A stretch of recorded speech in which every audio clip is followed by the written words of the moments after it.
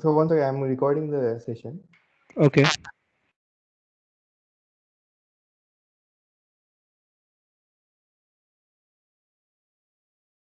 Yes, sir. Hi, it's now recording. So first of all, welcome to all of you for the event number 10, organized by Department of Electrical Engineering, Walchand College of Engineering, Sangli, under the Platinum Jubilee year.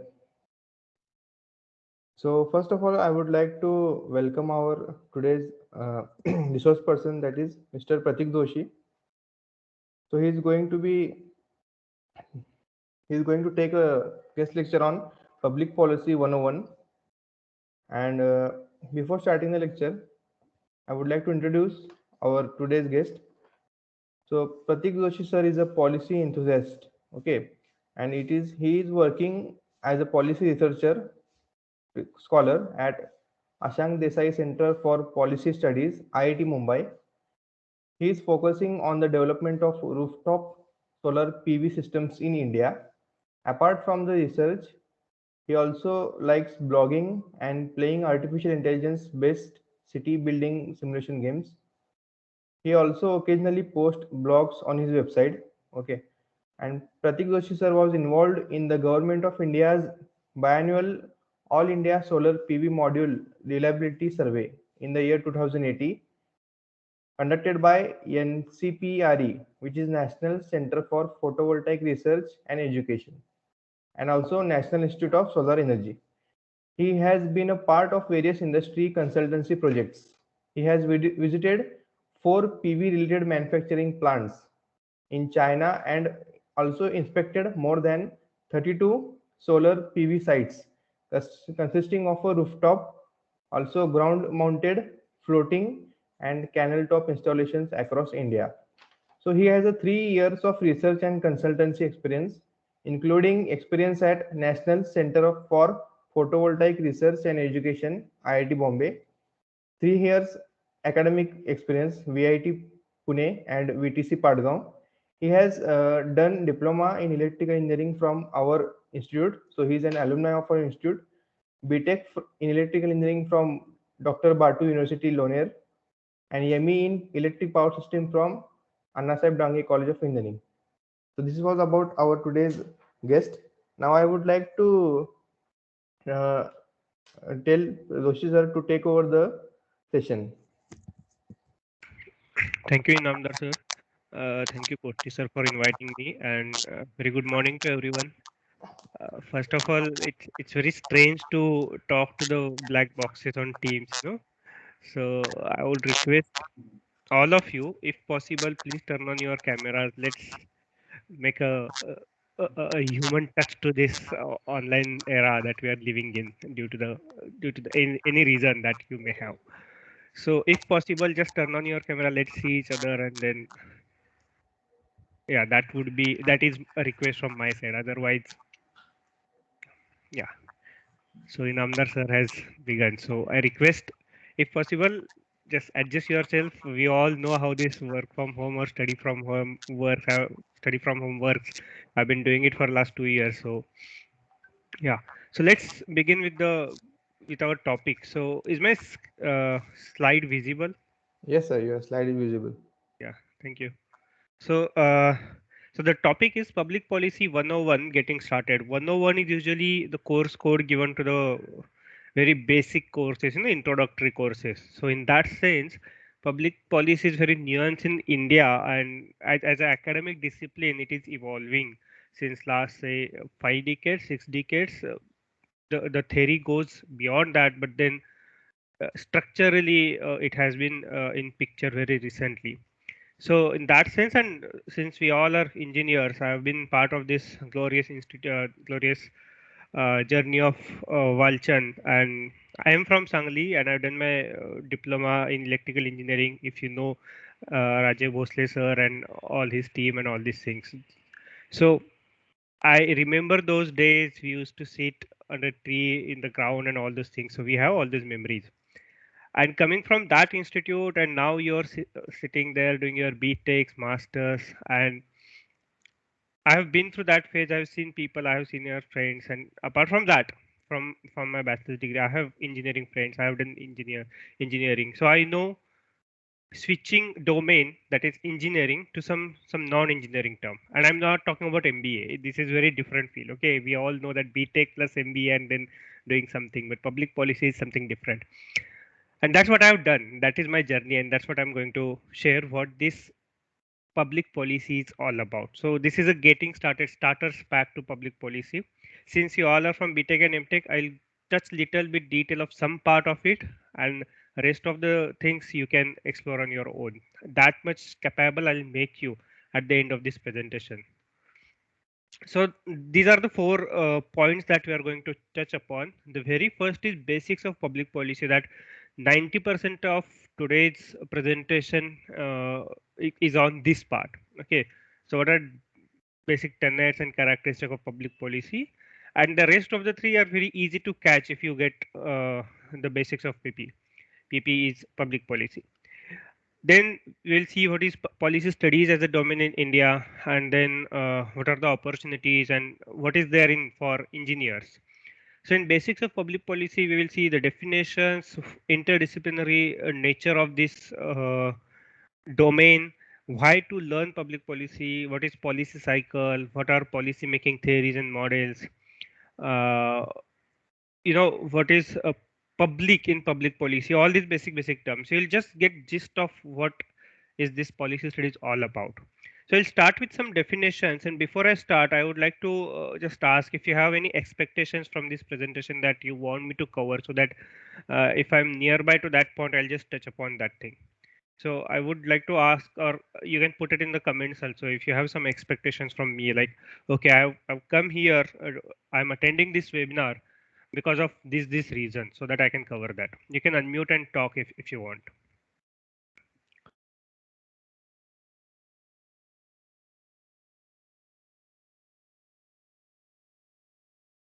Or you can raise your hand. I hope, like,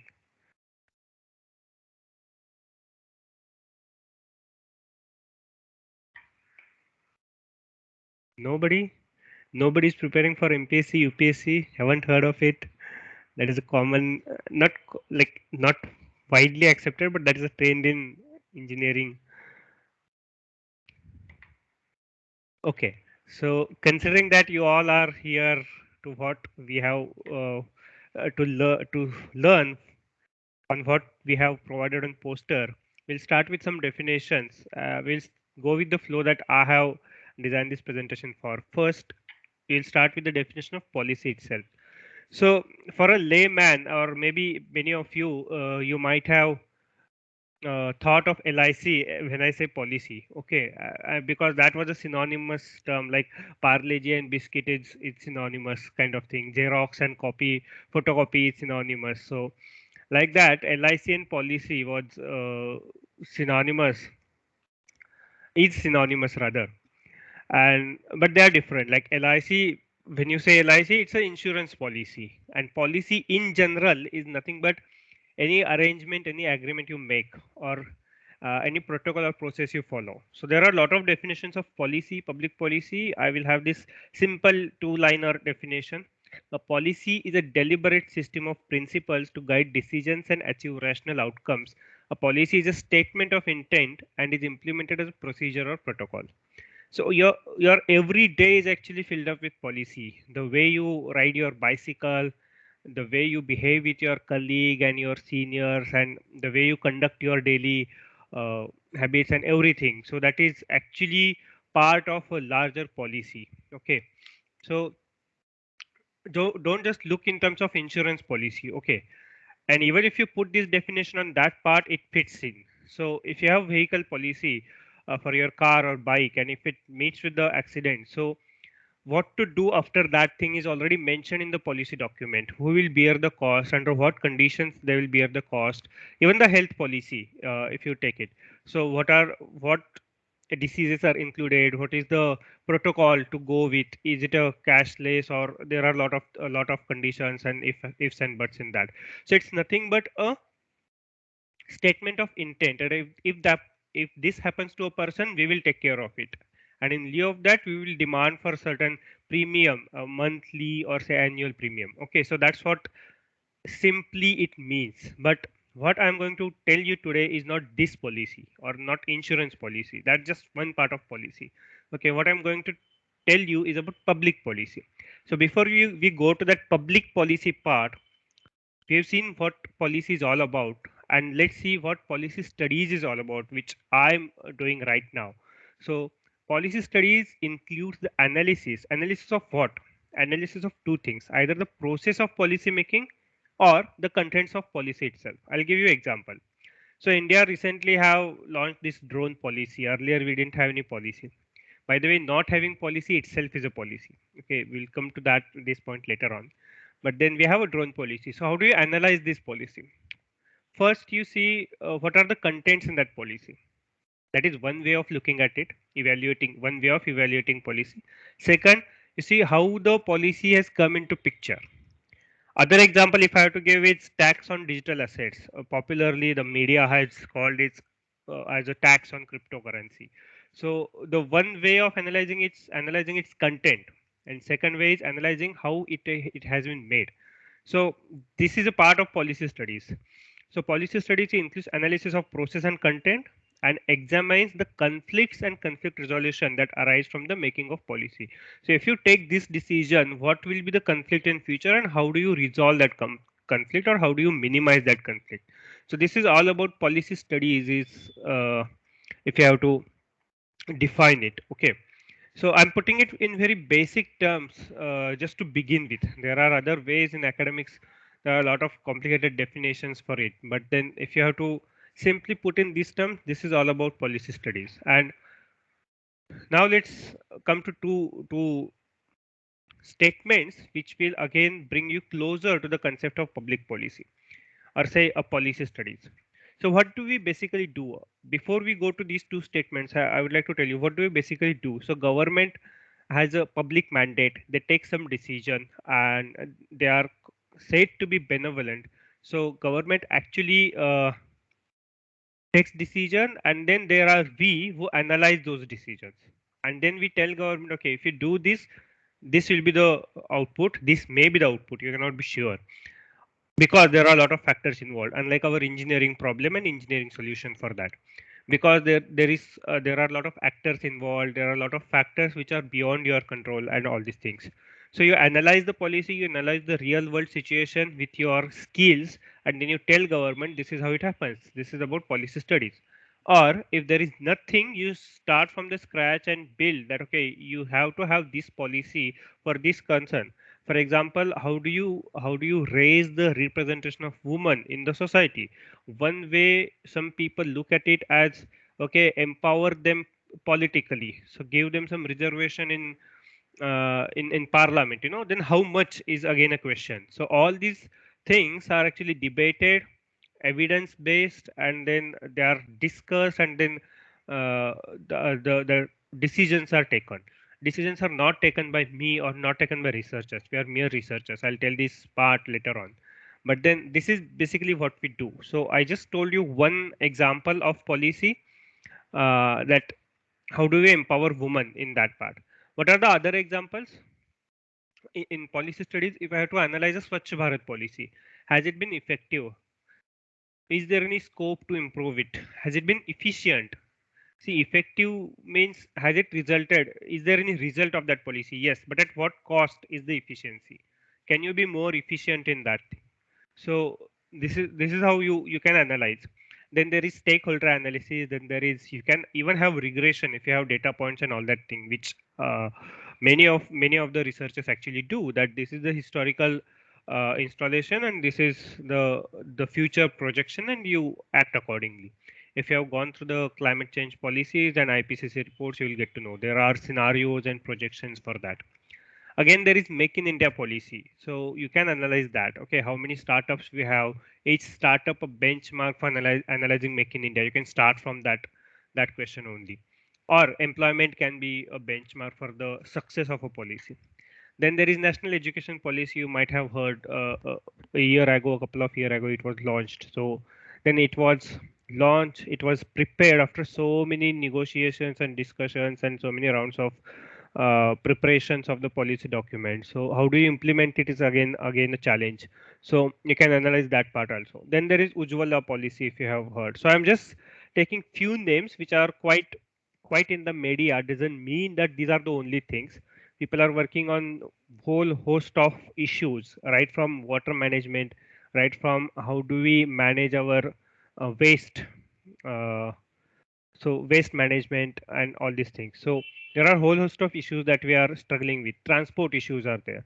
So there are a lot of uh, topics that you can pick up as of your interest and you're based on your expertise, and you can study those things from a policy point of view, okay, or from a researcher, or from an engineer point of view. So this is a basic or entry to the policy. The next is, I know I have been uh, telling policy a lot, but this is how it is. So the next is, to go to the closer to the topic, we have two statements. First is, policy studies is mostly an interdisciplinary exercise, and second statement is, key feature of public policy is that it addresses the problems that are public.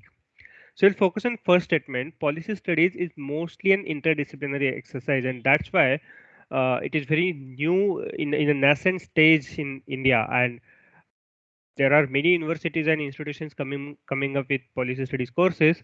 But then, uh, what do I mean by interdisciplinary? If you understand this interdisciplinary part, it will be very easy for you to see how public policy is structured. So let's start with one branch of engineering and see how different disciplines are intertwined in each other. So I have 5 types of disciplinary uh, domains. We'll start with the intradisciplinary on your left. So intradisciplinary basically means working within a single discipline that we all are doing. Like if you are from core branch, mostly electrical, you can also call electronics as a intradisciplinary. It doesn't depend on many other knowledge branches. Then we have civil, then we have mechanical. So these are intradisciplinary. They have their own concepts, they have their own methodologies, they have their own understandings, processes, logics, and they work on that part, and they provide some solution to the society. So this is an intradisciplinary domain. Electrical engineering is an example. What about multidisciplinary? An example is energy science. So what is multidisciplinary? People from different disciplines working together, but each draw on their disciplinary knowledge. So their knowledge from their background remains intact. Like we have department DEAC in IIT Bombay. So people from chemical engineering, electrical, mechanical, physics, chemistry, and even like some people from maths, and I'm from public policy. So we all come together to solve problems of energy science. So this is multidisciplinary approach. So our disciplinary knowledge is intact, but we are solving problem of energy, which is common in our interdisciplinary field. So that is an example of multidisciplinary domain. Then we have cross-disciplinary domain. Like if you are studying history of mathematics, so you have to follow the features of how to study history, and then you have to look into mathematics. Okay, so this is a cross disciplinary study. You see the circles within a center. There's one circle at the center, and then they're around, the other circuits are around it. So they're closer to that, but they're not mixing in each other, unlike interdisciplinary and transdisciplinary. So in cross disciplinary, it is nothing but viewing one discipline from the perspective of another. So another example will be ethics of in artificial intelligence. So artificial intelligence itself is a different topic, and then you are looking from ethical point of view. So that might be a cross-disciplinary study. Then next we have interdisciplinary studies. Like the example is obviously policy studies. Why interdisciplinary? Because in this, integrating knowledge and methods from different discipline and using real synthesis of approaches is required, and this is what it is done. So what all is involved in policy studies? So there is sociology, there is psychology, there is philosophy, there is economics, there is anthropology, geology, law, political science, social work, engineering, environmental planning, public administration, and all these things. It may not be the case that for everyone that everything is involved. Okay, engineering may not be involved for someone who is working on gender bias. but then engineering is involved for someone like me who is working on solar PV. Okay, so the basics of how a solar cell work, what is PN junction, what is the barrier potential, and all those concepts that I know. So that is my advantage, and that I'm putting in while I study policy or related to solar PV. So this is interdisciplinary. So you see the boundaries are loose; they are intertwined in each other. And then we have transdisciplinary. One example would be nanotechnology, because it is nowadays it is considered as a separate discipline itself. Some of us may not have. We are on that journey. We still think that nanotechnology is part of something, like robotics. Okay, a few years ago it was considered as just extension of some mechanical branch or something, but now it has established itself as a separate discipline. Okay, some of us may not think that, and I accept your point.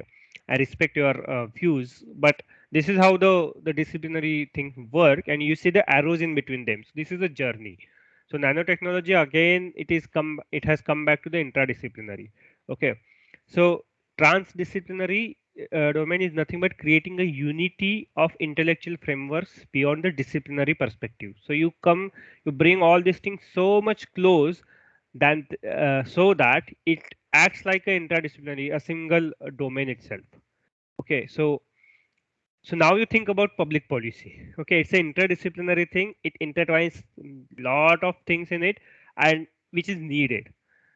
One reason why I was attracted towards policy studies, because it has high social impact. Okay, and direct social impact rather, not high. So because in engineering we are designed to work in teams to solve the problems. We have a problem solving approach. In policy studies we have the same thing, but the impact is direct and high as compared to the other things. So this might be the reason why I was involved or interested in these studies. So let's go back to that statement. After knowing all these things, let's reread what we have said earlier. So the first statement, policy studies is mostly an interdisciplinary exercise. What does this mean? If you have to if you have to do policy studies, if you have to analyze a particular policy, you should have some knowledge of sociology, some knowledge of psychology, some knowledge of anthropology, some knowledge of economics, geography, law. Why geography? I'll give you one example. So I'm an energy researcher, particular renewable energy researcher. So I know what it means by energy security, how important it is. Given the current conflict in the Ukraine that we know, I will analyze how challenging it will be to protect my energy security. That's why you should also have some knowledge of geography. Then law, then political science, social work, public administration. I know that how the energy policy I'm making, say for example, solar PV, and I know that people should install rooftops, but what about the rented people? If they are living on rent, what about them? Can they have these systems? Who will own the system and all these things? And even if I have this for honors, is it effective? Are people accepting? What are the challenges? Why are they not accepting? Who is the problem? How do we solve the problem? So all these things, in a way, I have to look from the public administration point of view. Okay, so there are a lot of discipline that I have to touch upon, and I have to solve one problem. Given my background as an electrical engineer, I have to use it as an advantage to the situation that we have right now. So that was the first statement. Policy studies is a mostly an interdisciplinary exercise. The second statement, key feature of public policy is that it addresses problems that are public. So what do you mean by public is a question. And in the next slide, I have that for you. So in order to understand what is public, let's first see what is not public. That is what is private. So if I have private policy and public policy for that matter, or say private agreement, so who enforces that thing? A business or an other private institute like families or individual. Even you have some agreement with your say brother or say your family members or a shopkeeper or something. Okay. Or when you go to visit a doctor, they have some policy in place. So if you are entering this facility, you have to have these things. You have to follow these things and all these things. So that is their policy. Okay. And what about public? Who can enforce this government policy or public policy? Obviously, the federal, state, or local government. In India, we call it as union government instead of federal government. So, union government or say central government, state government, or a local government can enforce public policy. This is one parameter to see the difference between private and public. Remember what we are doing here? We are understanding what is public in public policy. So what is the condition of for being a public, okay, or for accepting a public? So now it is clear who makes what. Okay, if you visit a mall and if they ask you, you have to park this vehicle and you have to pay some amount to us for that parking, or just standing your vehicle on our property, you have to pay some 10 rupees. That is their policy. They might have security guards, but the security guards authority ends when they enter in the on the road, because the security guard they have their authority within that premise only. Outside that, the police have the authority. Okay, so this is the difference between private and public policy. So let's take an example. So what is the condition for that? What is the condition for a private policy? A consensus among parties with consent willingly or knowingly with possibility of exit doors. So there are two parties, doesn't have to be an individual person. There are two parties, two companies or anyone, and they have some agreement between them. Okay, if you do that, I will do that, and that's it. Okay, so that is a private agreement or private policy that they both are following. Okay, there is a man and woman and they are marrying. Okay, that is a private policy that they are following. How do they marry? That is their decision. Okay, which faith are they following? That is their decision. Okay, but what about public? When this thing becomes public, the moment this private affair spills over third party, it becomes public, and in that case government has the authority to intervene. Otherwise government do not have the authority to intervene. Okay, I'll give you two examples and then you will understand what I mean by these things. So example number one is a company having an agreement of supply of goods with another company. That's it. They are following the predefined government rules and they are having an agreement. That's it. Nobody else can intervene in that agreement, including government, unless they have strong reason to do that. Okay. But when this becomes a public problem, when a company, I'll continue the same statement, a company having an agreement of supply of goods with another company, but while doing so, if they're producing air pollution and which endangers nearby health of residents, then government has public mandate to intervene. So if you have coal mine, if you have industry which creates lot of air pollution, government can order them. We have pollution boards for that. Order them to install a filter, air filter. Okay, because it is endangering public health, and public health is a topic which government can control on. Okay, so these are the this is the reason why government can intervene. So the when the matter spills over third party, then government can intervene. Otherwise, government cannot intervene. Second example is of employee policy for a company. Okay, if you are joining a company, they will tell you, okay, we have these many holidays, these are the working hours, and this is the payment you will get, this is the weekly holiday, these are the compensation, all these things. So company can design their employee policy, but not beyond some government norms. So why government had to enter in that with that labor policy? Because they saw that basic human rights were not followed. So they had some minimum rules to follow. Okay, the standards to follow, like minimum wages they have to pay, daily working hours they have to manage like 8 hours. Beyond that, you have to pay more compensation, extra payment you have to do. You have to give weekly holiday and all these things. Beyond this, you can have your own employee policy. At what time you have to come, at what time you can leave, and all these things depending on the nature of job. So these are the two differences where this publicness of a government's role come into the picture. And even if you have not understood this, I will give you one more this is a controversial topic. I don't want to touch, but I thought that if I mention it, you would understand what is mean by public policy. Okay, so I'm going to just show you two acts which government of India has already passed, and I'll tell you one more topic on that, and you just decide and think of whether government has authority to deal on those topics. Okay, so These two acts are, first is the Protection of Women from Domestic Violence Act. Okay, so whatever is happening inside house, does the government have authority to intervene? The second act is the Muslim Women Protection of Rights on Marriage Act, that is Triple Talaq. Whether government has authority to intervene. So I don't want to comment on this.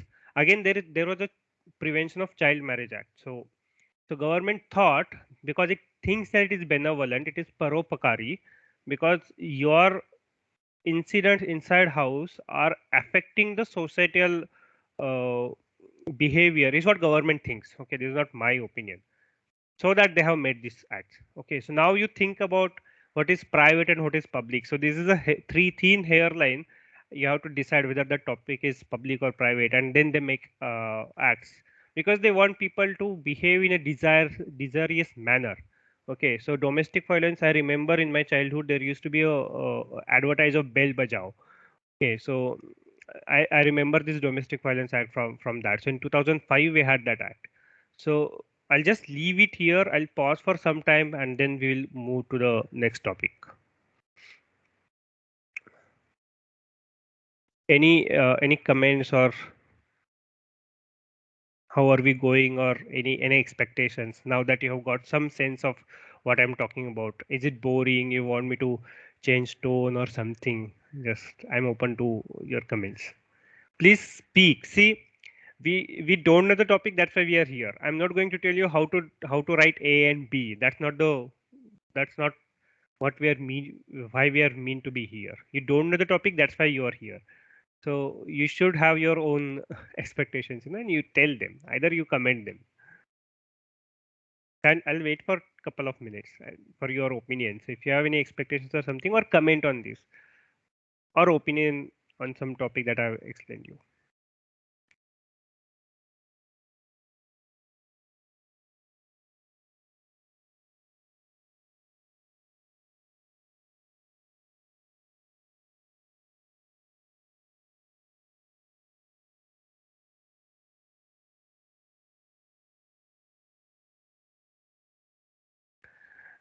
No one?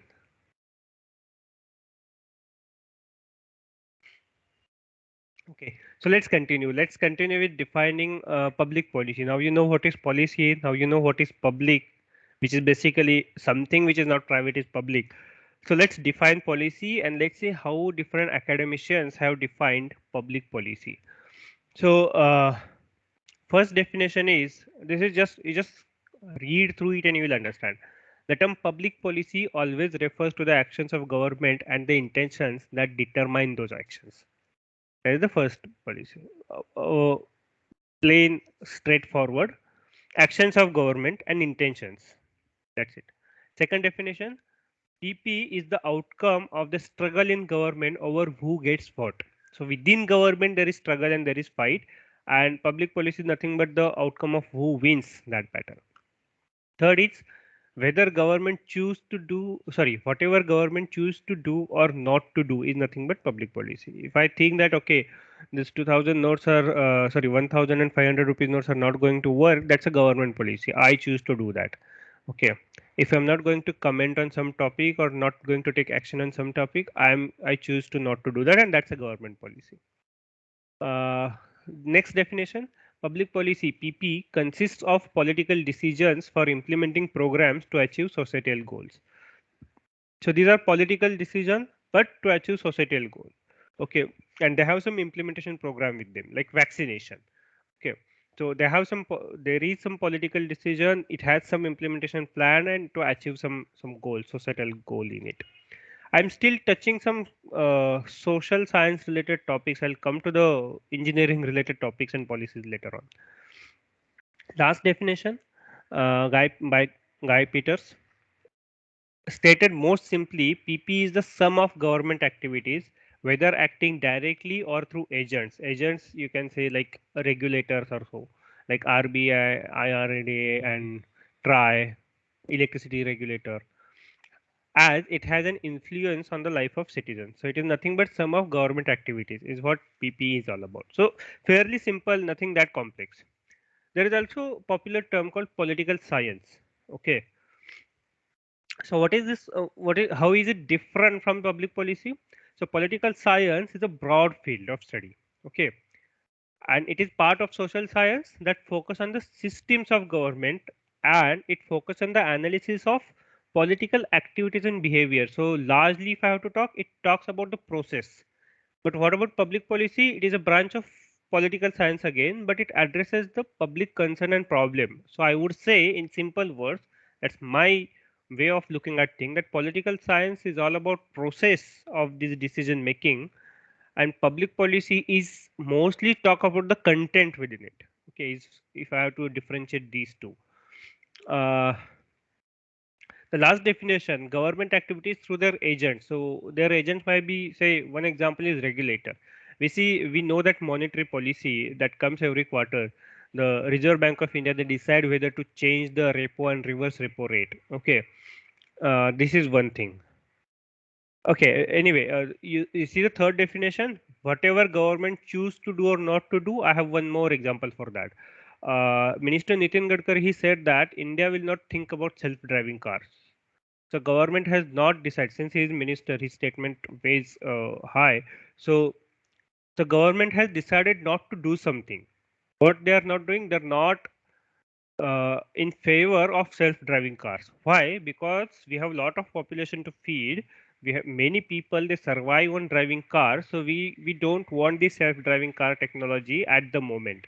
Electric vehicle we can think of, but not the self-driving car. So this has become a public policy. This has become a government policy. So the company which is working on self-driving car, which it may not look India as market at the moment, because the government thinks that it is not in favor of our society. Okay, so again, the definition, whatever government choose to do or not to do, is nothing but public policy. So I'm saying government. What basically is government? You might have learned through this in the civics, but just I'll revise in a short time. So government has three branches. One is executive branch, which mostly a layman looks as a government only. So the prime minister, the council of minister, the chief minister, the council of minister, people think that they are the government. They are just one branch of government. Okay, that the executive branch of the government, and below that there are, say, we have IAS and IPS helping to execute government policies on ground. So they are called as last mile agents of the government. Okay. Then there is another part of government, parliament. What is their job? To make and change laws. Okay.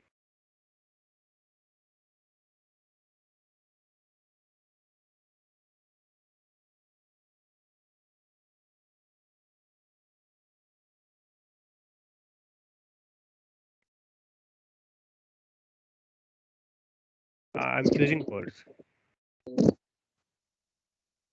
Okay, so, but the rules that you make, it has to be according to law. If not, you can go to the judiciary, even if you have to challenge the law, because if you see the law, you cannot make a random law. You have to be in a framework. That framework is nothing but constitution.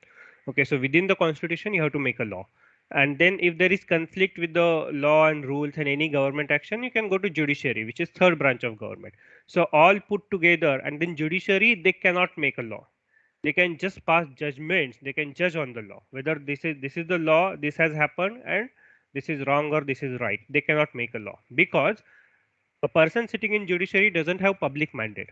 Okay, a person sitting in parliament has a public mandate. They are elected representatives, and they can make decisions. But whatever decisions they make, whatever law they pass, to interpret those laws, a judiciary will be in place, and to execute those laws, executive government will be in place. So this is how the government looks like. It has three branches, and then there is a regulatory part of it, which is said to be away from the government, but part of government only. Okay, so when I say government policy, it is basically part of three: executive, judiciary, and parliament. Is what these are the basic things you should know. Now, understanding policy making. If I have to make a program or policy, if you have to solve the problem, okay, how do these things work? Okay, so first of all, this is a modified version of policy cycle.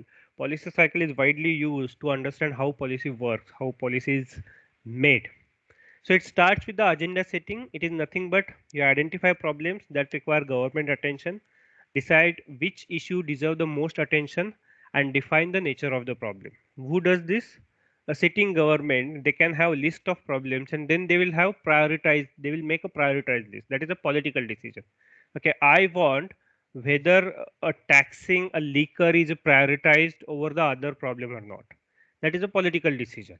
Okay, and they have that right to make decisions, and people can comment on that and debate, and then they can decide whether they want to continue with the elected leaders or not. So first thing is agenda setting. We have a whole host of problems. They are not going to end in the infinite time. The problems will be there. The point is, how do you prioritize? Someone may say, I want to reduce burden of electricity charges on my citizen. So they will prioritize that issue and they will think of having subsidy for that. Someone may say today the priority is the inflation. How do I solve that issue? Okay. So this is first thing, agenda setting. What is the agenda? Prioritized agenda, and that is a political decision. Second is the policy formulation. So you have to set objectives. You can't solve problem completely. I have to eradicate poverty. It's not that easy. Okay, it's a long term thing. But what immediate objective you can set? That is nothing but a policy formulation. With this policy, I my objective is to do this. Okay. For example, in Ujjwala policy, I just want to remove all this chula and all these things which creates air pollution. That is my basic minimum objective of this policy. Okay. So setting objective, identifying the cost and estimating the effect of solutions, choosing from a list of solution and selecting policy instrument, because to solve a particular problem there might be multiple ways to do that. So which way you select is again a political choice. See, politics is not negative in term. Okay, the one who is sitting in the government, the executive government, has the public mandate and they are doing their job. Okay, so you formulate a policy. Then there comes legitimation or decision making. Okay, so you have to enact it. You cannot directly just go and tell, okay, this is the policy. You have to go through the process and you have to enact it, legitimize it. So you have to go through the legal way. Okay, ensuring that the chosen policy instruments have support. It can involve one or a combination of legislative approval, executive approval, seeking consent through consultation with interest group, and referenda. So there are so many things you can do for that. For example, we were in there was a vacuum regarding cryptocurrency, whether it is being banned, what is government stance and all. In the union budgets, government chose to solve that problem to some extent in the union budget, and they said we have 30% tax on digital asset. They didn't mention cryptocurrency anywhere, but that comes as a that is considered as a digital transaction or something. Okay, so they just chose to solve this problem through the union budget way. Okay, this is one way.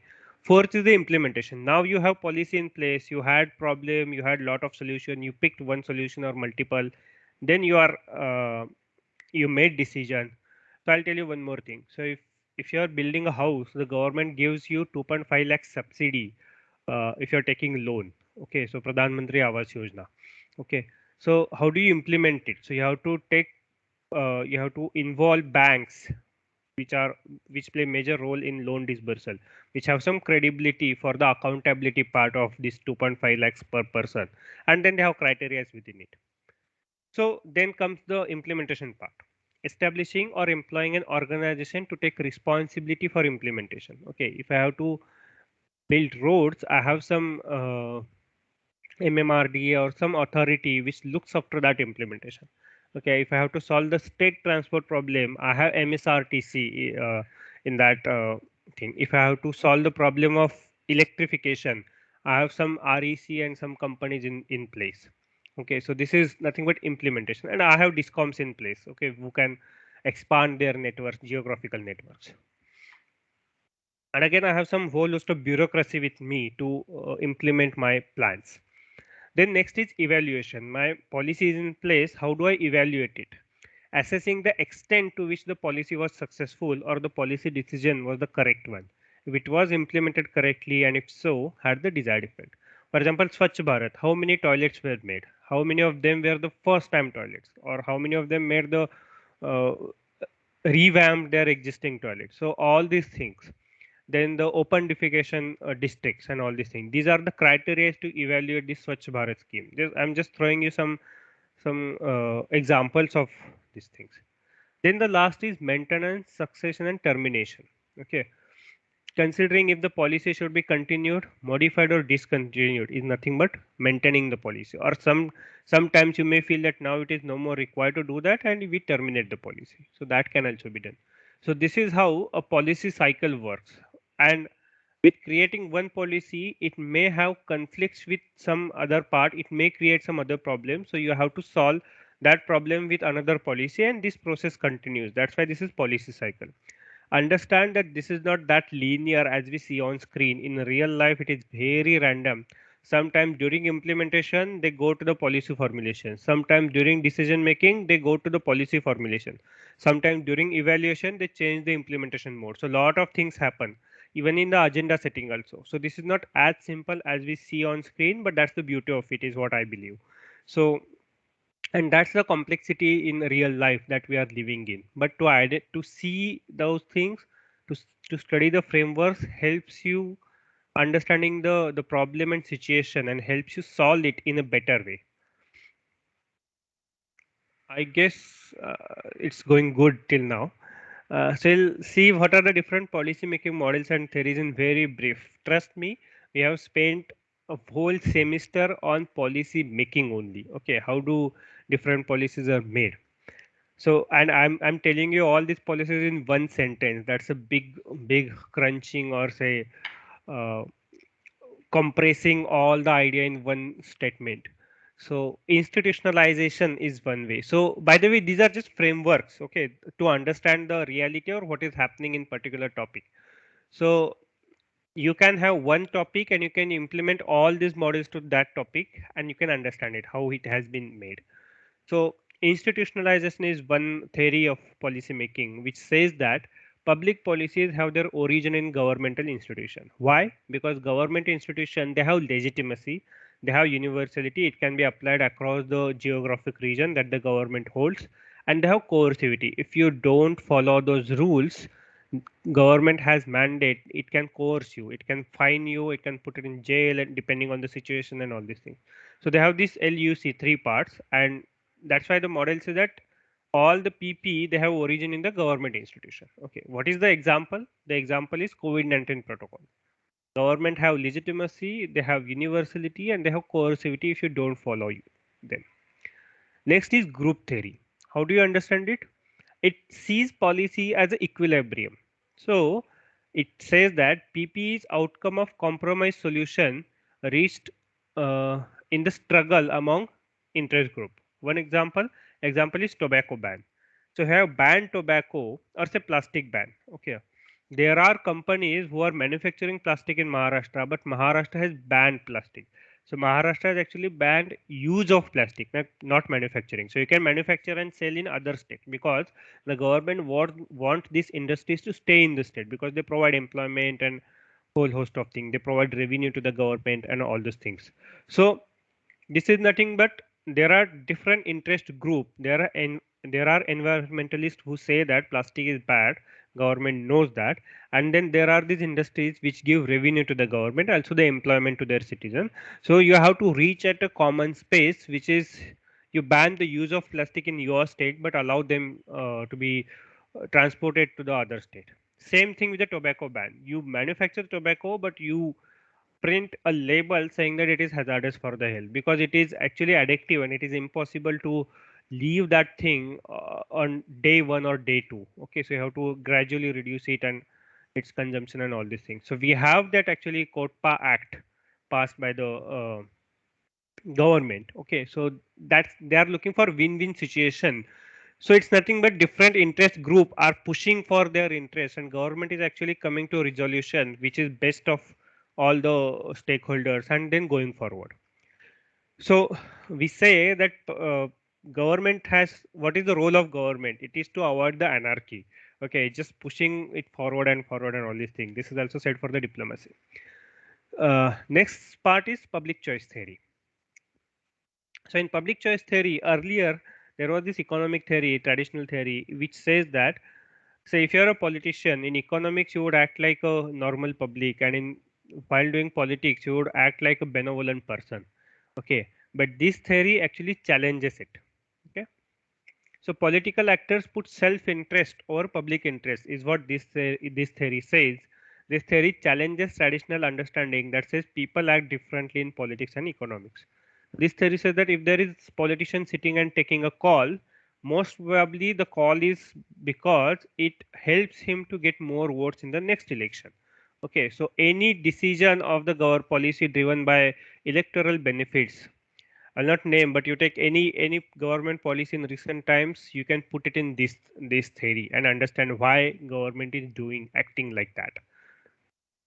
The next part is political system theory, okay, which treats public policy as a never-ending flow of policy making, kind of policy cycle, but in different way. It sees political system as a black box. You don't know what is happening inside.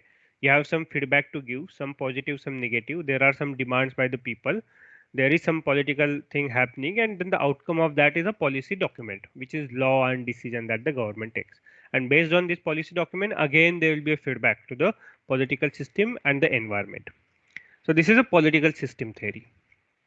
If I have to simplify all these things, okay, so one example I've already given you, tax on digital assets is one example of political system theory. If you want to understand it, so it's not like one thing. Tobacco ban, you can think of that from political system theory point of view also. COVID-19 protocol, you can think of that from public choice theory also. That government have political actors have put self-interest while designing COVID-19 protocol. That's a criticism, but that's how it is. It is to understand the reality. That's why these theories and models are made. So what is the role of science? Coming to our part, okay, what I've told you is purely public policy wala thing. But coming to our part, what are we doing in this? So in the previous part in political system theory, we saw that policy is the outcome of political system and values and all these things. So what role does the science or civil engineers play in that? So we provide them facts, okay, based on some evidence, some scientific processing, some analysis, which is unbiased, okay, in a way, and that's why it has some value to behold. Okay, so these facts will provide to the decision makers. The decision maker is someone who is elected representative who have mandate to take a biased call because the public has given him that authority, okay, and said that you will act like this. Okay, so we will provide facts. There are some ethics and values to follow, and then there is some politics behind, because a politician, he is not an individual. He is again surrounded by his fellow politician. He has pressure from colleagues and other societal bodies like NGOs and companies and their whole host of things. Okay, and then under that thing, he has to take a decision. So, considering all these things and facts, he will decide. So here I would like to define what is politics, and this definition of politics, which is very easy and which is very apt in today's, in fact, in every, in fact, everywhere. If you apply it, it is. I found it very perfect in that tone. So what is the definition of politics? Harold Laswell has definition of politics. Politics is nothing but who gets what, when, and how. You apply to the present Maharashtra government, you will get it in better way. You apply to the present union government, you apply to the Britain government, you apply to any government, you will know what is politics. So who gets, like, who becomes the chief minister, who becomes which minister, who becomes this and that, who becomes what, who becomes when they will be minister, when they will be given these charges, and how they will become is also politics. Okay, it's not that easy, and that how part is actually was interesting when it comes to political incidents. Okay, so what does this things mean, like role of science? What is the role of science in policy studies? Coming back from politics to this role of science, the science produces the facts which then get funneled through our values through the process of politics. What comes out of this machine is policies. One example is the response to COVID-19 pandemic. So you have to ask scientists what is happening, what is this virus all about. They will give you facts based on the limited knowledge they have. They will do their best to tell you what are the facts, whether mask is mandatory, whether it is useful, and all these things. Another recent big thing that you can think of this is a climate change policy. Okay, so you have to prove that climate is changing and it is because of anthropogenic incidents, like it is because of human made incident. It is not a cyclic wave of heating and cooling, okay, as some say. It is because of our industrialization and we are burning lot of fossil fuel. That's why this climate change is happening. You have to prove with the facts, with the scientific way. Then there came climate change policy, and now we have in Maharashtra we have Ministry of Environment and Climate Change. In central government you have Ministry of Environment, Forest and Climate Change. So this is a way towards that thing. And then now state governments have been asked to uh, produce their own climate change policy. So this is how science can step in while making a policy. Again, there are a lot of examples: drone, EVs. If government has to come with electric vehicle, what about charging station? What is the charging infrastructure? What will be the connector type all about? Whether it will be universal and all these things. So there are a whole host of things that one can think about. So it's okay that policies are being made, politics is being done, but then who is doing what? So how are we dividing our powers? This again goes to some political science part, but I'll just briefly touch it. State government and union government, they can't just randomly make laws. So our constitution actually provides on what topic they can make laws. On the right side, you have the topics. There are three lists actually. This is seventh schedule of constitution, which tells that on what topic state government can make laws, on what topic union government can make laws, on what topic both the government can make law. So you see the topic and it is very clear. Defense comes under the central government. Atomic energy, foreign affairs, war and peace, banking, railway. So state government cannot have their railway network. Okay, post and telegraph, airway, ports, foreign trade, and currency and exchange. So state government cannot issue their own currency. So this is predefined. Only central government have this right. What about state government? Agriculture, police. Central government cannot have police. Prisons, local government like Nagar Panchayat and Gram Panchayat and all these things. Public health. So we have these public health offices in government. Their budget and how they function all comes to the state government. Land, liquor, trade and commerce, livestock, and animal husbandry, state public services. What are the common topics which both work together? Education, transfer of property other than agriculture because agriculture is state subject, forest, trade union, adoption and succession. So these are some of the concurrent list which both are expected to work together and solve the problem solved. So this is how the powers are divided and this is how they are expected to work. The constitution provides federal supremacy to parliament on concurrent list. So if there is conflict on concurrent topic, whatever parliament decides is superior is what it is mentioned. So now there is one question. If health is a state topic, how come central government enforce this COVID-19 pandemic rule? So for that, we had one act passed, that is the Epidemic Disease Act 1897. Okay, if there is a epidemic kind of scenario which shows that state governments may not be in position to handle that thing, central government can step in and coordinate the activities. In 1920, there was amendment for that. So this is one interesting thing to follow. Then we come to the hierarchy. Okay, if there are two policy documents, one passed by one party and other by other party, which one will prevail in the court? So the higher prevail. But what is the hierarchy? This is the hierarchy. So the highest one is legislation, that is law the parliament passes. Nobody is above that. There is only one document that is above that, that is constitution. So all the legislation has to be passed by the under the framework of constitution. For example, there are some fundamental rights. You cannot change them through the legislation. Okay, it becomes void automatically. Below legislation, there are code of conduct. Then there is government policy program. See, the difference between government program and the law is that laws are binding to the government.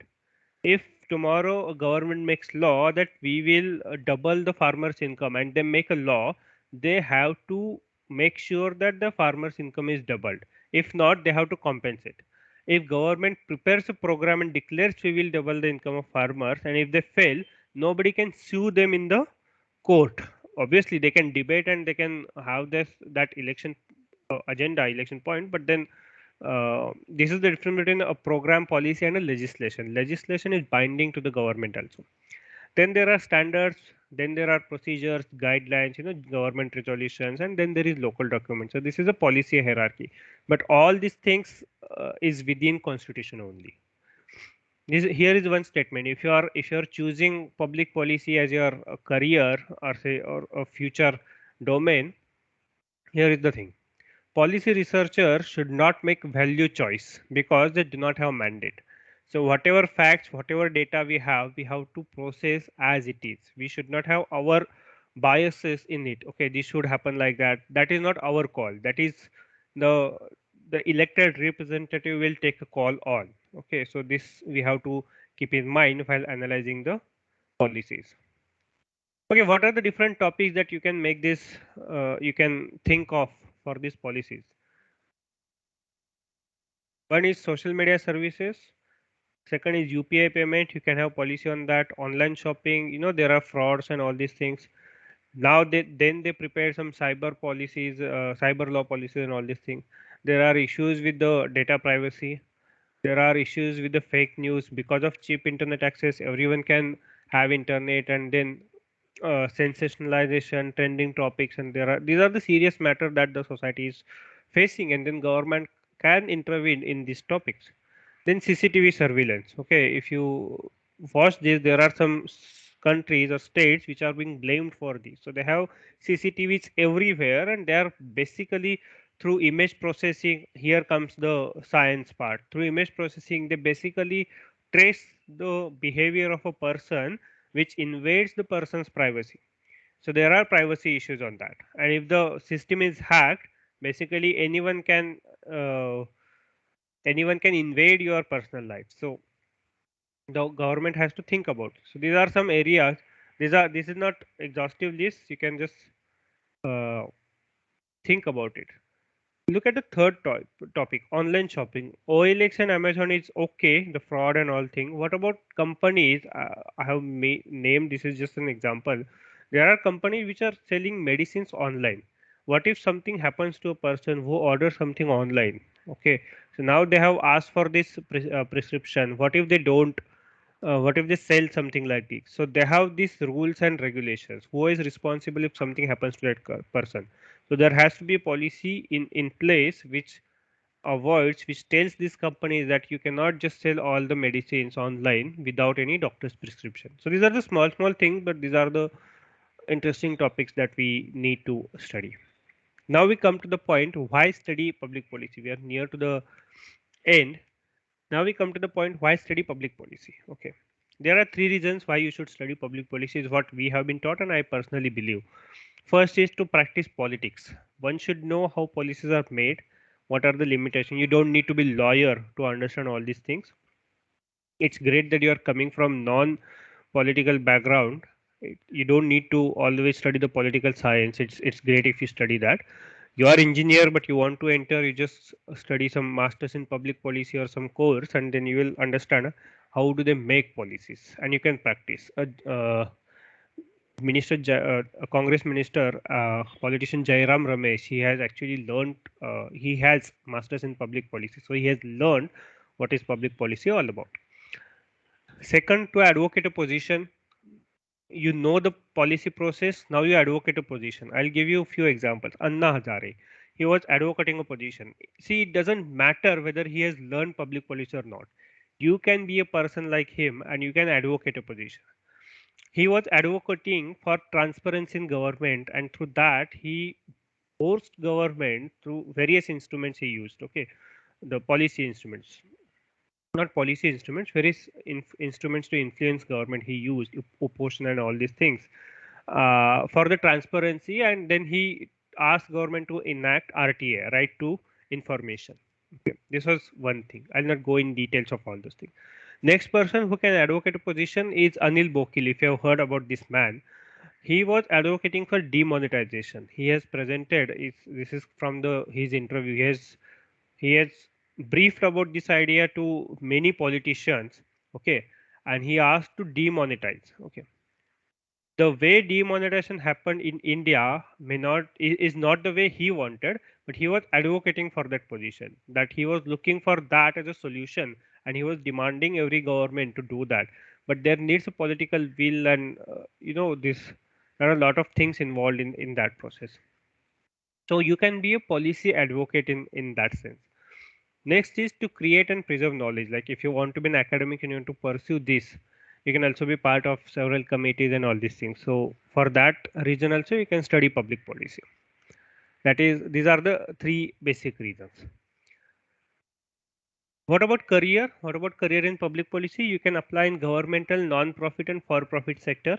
There are a whole host of companies who nowadays look for public policy experts, because every company, irrespective of its sector, they have some kind of laws and regulatory to fulfill on the government end. And today, unlike the previous days, today the government is changing fast. They are making laws and they are amending, they are changing a lot of things. So company is looking for an expert, policy expert in that area.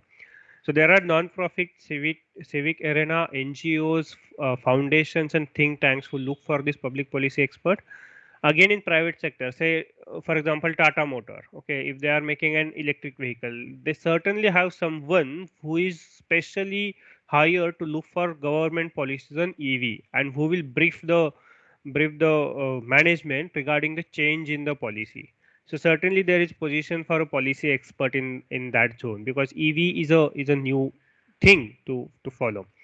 So in private sector, we have for government relation, communication, consulting and all these things, we need public policy expert.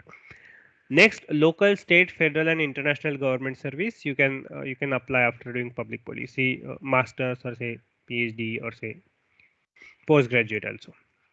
And you can have a consultancy advocacy. So in foreign countries, all these MPs and all the elected representatives, they have their own policy experts on their topic. They hire people work for them, they give them solution, and then they go to parliament and make their point, because they don't have much time to analyze and all these things.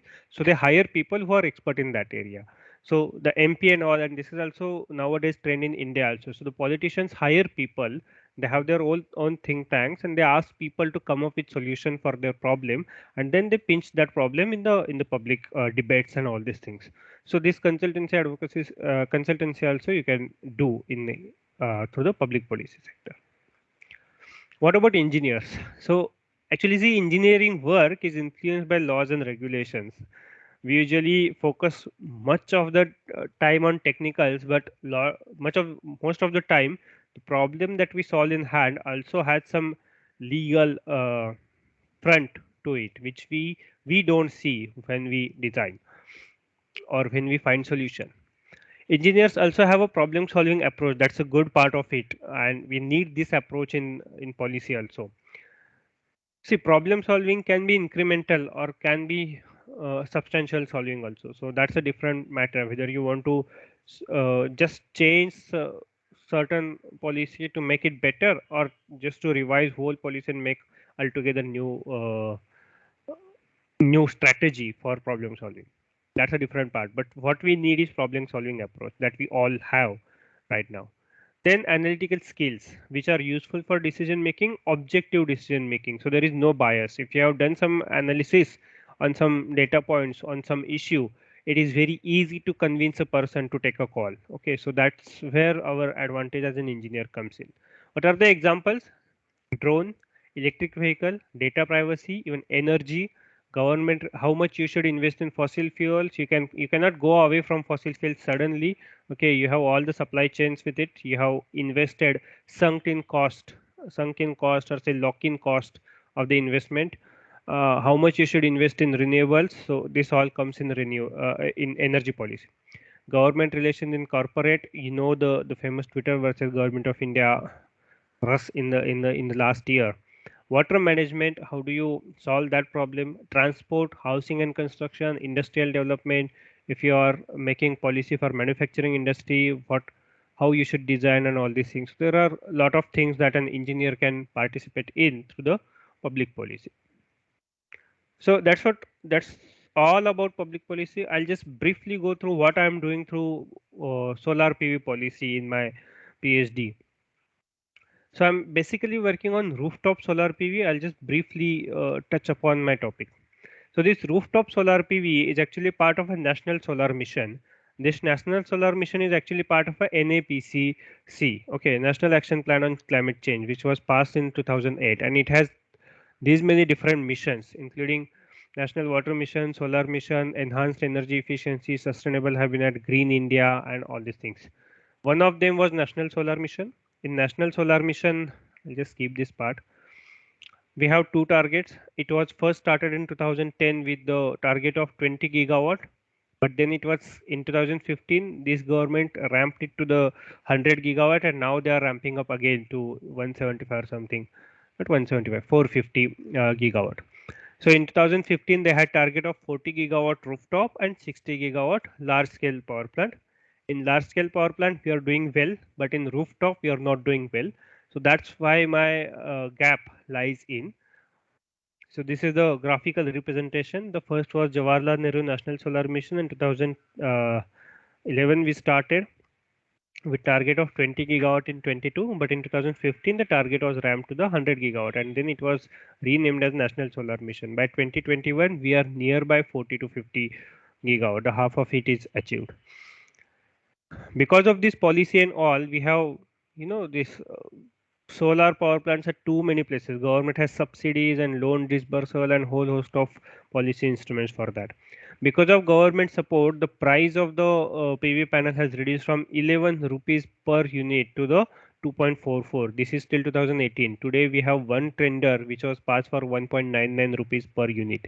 Remember, the coal power plant usually it has 3 to 4 rupees of generation cost per unit, and this solar particular plant, just in one tender we got 1.99 rupees per unit of generation. So because of this government push, and investors see India as a favorable country, so we have a price reduction advantage. From 2010 to 2018, in 8 years we had 86% of price reduction, one of the highest in the world when it comes to the price of the solar panel. When I compare it with the installation, you see here the role of the researcher comes in. Okay, at what rate it is happening? You see, from 2014 till 2016, it was the growth was with certain rate. Okay, but after 2016, when we ramped up our goals, our targets, the rate of growth has increased. Okay, now the question is, will we complete this 2022 target or not? Or if we complete, how are we going to complete? So there are two ways to do that. On the right side, you have one graph. Till 2019, if we take the linear progression, we will achieve till 40 gigawatt. Okay. But in practice, it's not a linear one, it's an exponential growth. Okay. So once earlier we used to have installations in megawatts and kilowatts. Now we have installation in kilowatt, megawatt, and some in gigawatt. And also today we have installation of, say, round the clock. Okay, solar plus wind plus uh, the storage part. So the target that we had set, we may achieve, or maybe nearby to that we will achieve. But before we achieve those targets, we have already put 2030 targets of 450 gigawatt. So this is the government's approach toward the renewable energy. I'll skip this part for the matter. So what are the achievements and challenges? What I have discovered in my study, in my readings till now, the unit cost of PV has fallen drastically. The share of PV in energy mix has increased. I guess it is 12% or something. Development of large scale installation capacity has increased, and we have that industry. In fact, many of our installers are looking for African countries and going there and installing the plants. Okay, manufacturing, we have a lot of things to do, but then as far as the plant installation things come, we have achieved a lot of things. What are the challenges? Limited rooftop capacity. So rooftop is not picking up, that is a challenge. Second is solar PV manufacturing. Manufacturing is an issue, that is a challenge that the government says it is solving through Make in India, and then there have been few tenders for this manufacturing. Third is the sustainability is an issue.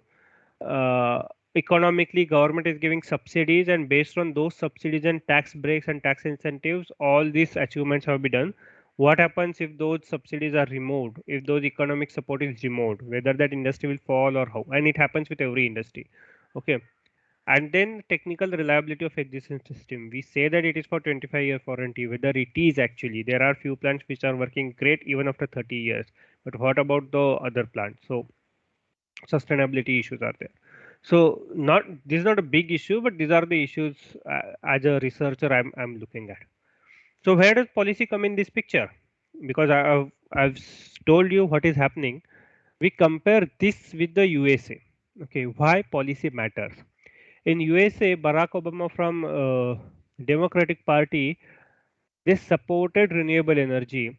He passed Clean Power Plan in 2015. But the Republican Party president, the government changed in 2016, and in 2018 he defunded the Clean Power Plan. So the investors don't look those countries as a favorable country. But if you look at India, we had JNSFM 2010 during the UPA era, and even the government changed, the party, ruling party changed, they had the same opinion and they continued the growth. So the investors see these countries as a attractive countries, and we have a lot of growth in that. That's why the policy, the government policy matters in such cases. I'm being typical for this energy policy. So yeah, this was one small example from my side apart from this policy, well, a public policy, well, part. So this is one thing I do analyze and write about different things that are happening. If you can check on my blog, once there was this 9 baje 9 minute batti bujao, something was that, and then there was issue with the electricity grid security, and I wrote about this Sunday night blackout on my blog. Then there is electricity bill that is pending in the parliament, and it also had some controversial issues, including smart meters and prepaid meters and all these things, even DBT for electricity. I have also talked about it on the electricity amendment bill, and also there was the issue in Maharashtra regarding the post-COVID electricity bill. So I also analyzed what is happening, what are the blames and claims of different parties on my blog. So you can visit my blog to read all these things. What about the different public policy institutions? There are a lot of institutions which are working on in this area. In India, we have the one that I'm coming from, Center for Policy Studies, started in 2016. Then there is SPP in IIT Delhi, IIMs, IIM Ahmedabad, Bangalore, Calcutta. They are giving this. They have these programs and that.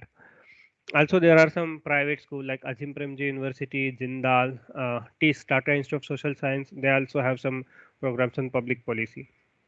What about abroad? There are many, and there are older institutions. Like they started these public policy programs earlier than that in India. Like not all, but some.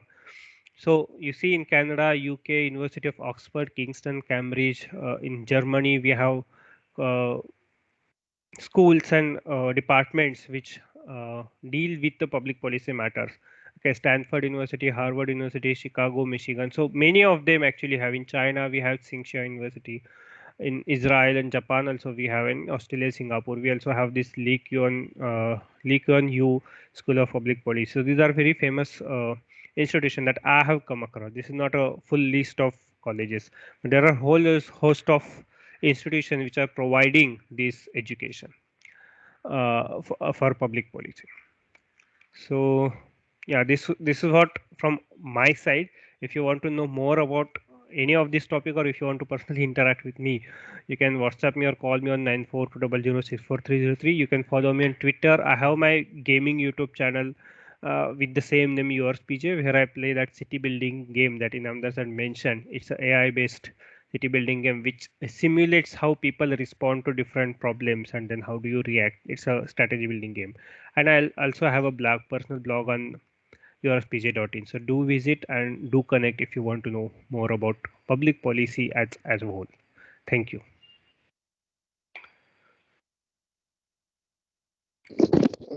Thank you, sir. Your session was very informative and very conceptual. Okay. Sir, I would like to ask a simple question which I was encountered while you are starting the guest lecture. So for a country like India, which is diversified and which has large population, so what are the different problems while implementing policies in India? Can you tell me a note on So that? there are two things. It depends on topic, first of all. Second, Okay. you're talking about implementation. So Hmm. in implementation, again, at what level you are implementing, and what is the topic. So if you're talking about, say, gas pipeline, it's very easy because people are going to pay for it. You see, we Yes. are getting gas pipelines at faster rate than we got the water pipeline rate, because water is thought of as a government service. People, so it's not a for profit business. So gas is a for profit business, so it is being implemented. So it depends on topic. Second, again, vaccination. Okay, it depends on importance Hmm. and topic.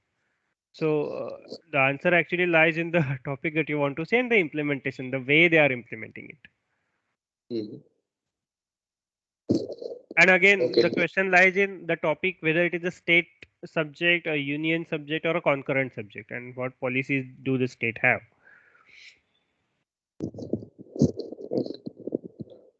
Yes, sir. Yes, I got it. Students can also ask the doubts. You can interact with sir. Yes, Alfia, yes, you raised hand. Hello, sir. Thank you for this session, sir. Sir, are there any strict guidelines to make sure that these policies are implemented? So strict guidelines in the sense, they are enforceable. That's it.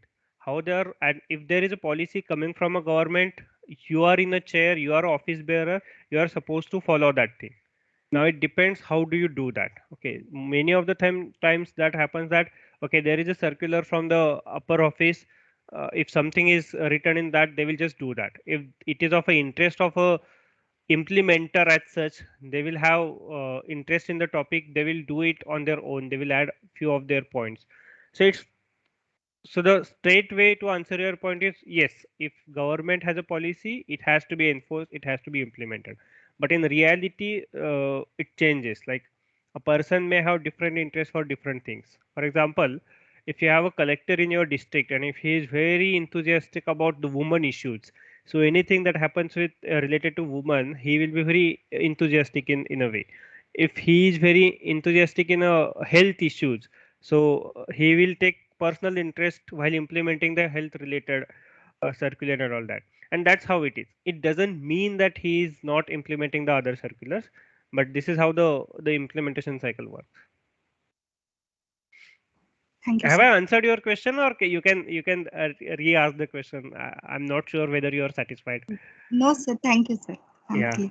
yeah. Anyone else? Uh, any other students?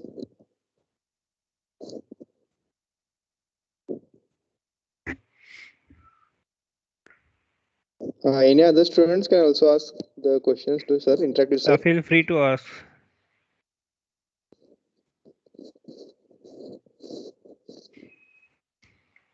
Or otherwise, give your feedback on the overall session. Was it boring? Was the content needs improvisation? Was it okay? Was it good? Any feedback?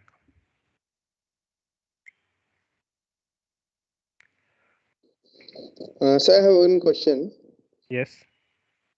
Sir, regarding the self-driving cars you have told at the start Mm-hmm. of the Mm-hmm. seminar, are Mm-hmm. there any regulated legitimate policies in India for that, or there is no policy? For self-driving or against self-driving? Or autonomous car which are autonomous? As far as I know, there are no specific policy for such, but there is ARAI, one industry body which looks for vehicles and their regulation and all those rules. So they may have certain internal circulars or documents about the self-driving cars. But as far as I know, the government doesn't have any written rules. But you see, who will make these rules? A minister will have a call on that. Okay, and minister publicly has accepted that they are not in that favor. So you get the hint. Mhm. So there may not be ban. It's not like you can't work on self-driving cars in India, but don't expect Hmm. India as a market and don't expect government support. You can have you can still have a self-driving car in your personal premise. If you have a university decides that they don't want to pay, they can. Government is not banning as far as I know at this moment, but don't expect government support for that thing. Is what you just have to bring the take the hint from the ministers, and that's logical as far as like for this particular thing. My personal biased opinion is that's okay. People will lose Hmm. their employment if government chooses to do in that direction. At least for now, with the change in government, with change in time, we may see self-driving cars in India. And it's like government may support their manufacturing but may not support their distribution. They may support that, okay, you are a startup, you come and you sell in different countries, we'll support for that, but we don't support distribution. You can distribute on your own. So these are the complex reality rules. But as far as I know, there are no direct clauses in any policy document. At least I haven't read any of them regarding self-driving cars. Okay, sir. So similar to plastic ban and all this stuff. Hmm. Okay.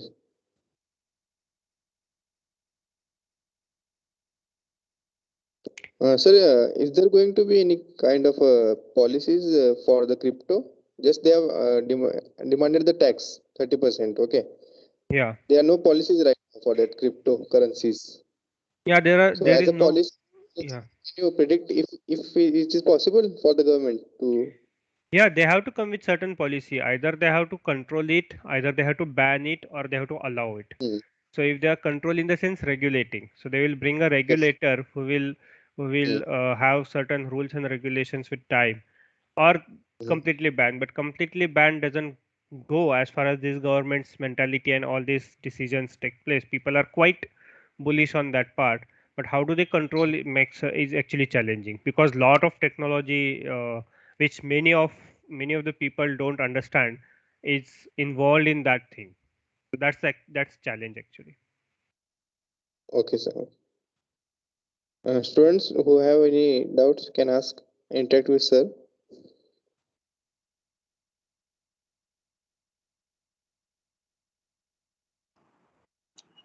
Sir, I would like to give some feedback on this session. Sure. Sir, it was really good to know about this subject, as it was very coming from the science background. It was very new to us. So, very well we understood this topic, and also it was very great to know the opportunities, career opportunities in this particular field, sir. Thank you for this session, sir. Thank you, Alfia. If that is your name and if I have pronounced it correctly, thank you for your valuable feedback. Yes, sir, you have pronounced it correctly. Thank you, Yeah. sir. Thanks.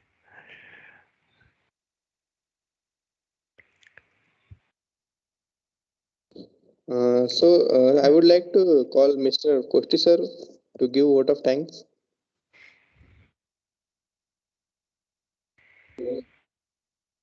Hello, am I audible? Yes. Yes, sir. Hello, audible? Yes, sir. Yes.